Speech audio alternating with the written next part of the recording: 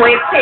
অনুপ সাহা বর্ধমান পূর্ব, মনোহরদীকে আলিপুরদুয়ার, নরহরি মাহাতো পুরুলিয়া থেকে, শুভেন্দু অধিকারী তমলুক থেকে, যশবন্ত সিংহ দার্জিলিং থেকে, প্রমোদ পান্ডা মেদিনীপুর, সুলতান আহমেদ উলুবেড়িয়া, বাসুদেব আচারিয়া বাঁকুড়া, গোবিন্দ নস্কর বনগাঁ থেকে, অম্বিকা বন্দ্যোপাধ্যায় হাওড়া থেকে, আবু হাসান খান চৌধুরী মালদার দক্ষিণ, তাপস পাল কৃষ্ণনগর থেকে, শতাব্দী রায় বীরভূম থেকে, সুচারু হালদার রানাঘাট থেকে এবং দীপাদাস মুন্সি রায়গঞ্জ থেকে।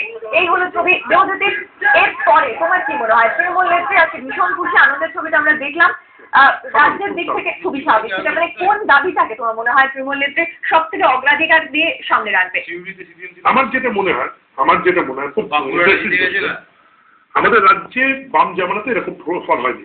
তুমি যেন হাইয়েস্ট পেয়েছিল 84 সাল ইন্দিরা গান্ধীর মৃত্যুর পর, অবিভক্ত কংগ্রেস পেয়েছিল, সেটা 26 চলে গেছে। তো আমার যেটা মনে হয় যে দাবিটা মমতা বন্দ্যোপাধ্যায় কেন্দ্রে অবশ্যই খুব গুরুত্বপূর্ণ মন্ত্রী হবেন, উনি কেন হবেন, ওনার দলের একাধিক জন হবে, হয়ে গেছে। ইউপিএর অন্যতম বড় শরিক উনি যাচ্ছেন এখান থেকে। আমার যেটা মনে হয় সব থেকে বড় যে দাবিটা উনি বোধহয় রাখবেন, উনি বিধানসভার ভোট এগিয়ে আসার জন্য দাবি যে এ রাজ্যে বিধানসভা ভোট আর 11টা এগিয়ে আসতে হবে।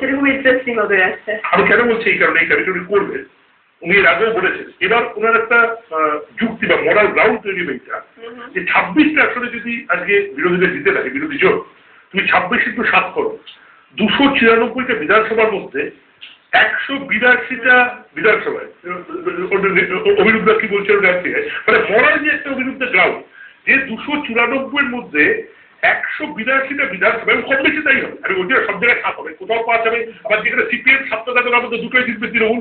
কিন্তু 182টা 294 182টাই কিন্তু বিরোধী জোট, মমতা বন্দ্যোপাধ্যায়ের নেতৃত্বে যে জোট আছে তারা এগিয়ে গেছে।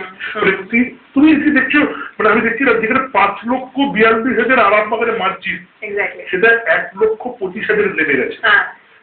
যেখানে বাঁকুড়াতে 2,30,000 মার্জিন, সেখানে জিতেছে 90,000। মেদিনীপুরে 1,60,000 মার্জিন, সেখানে জিতেছে 60,000। হাওড়ায় গতবার 2,46,000 মার্জিনে জিতেছিল, এবার হেরেছে 19,20,000।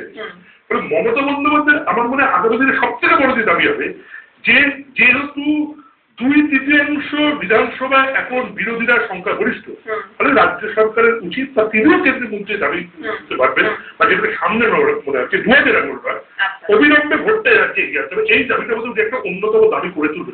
আমরা এই মাঝখানে জানিয়ে দিই আপনাদেরকে, ইউপিএ কিন্তু এই মুহূর্তে 256তে এগিয়ে রয়েছে। অনেক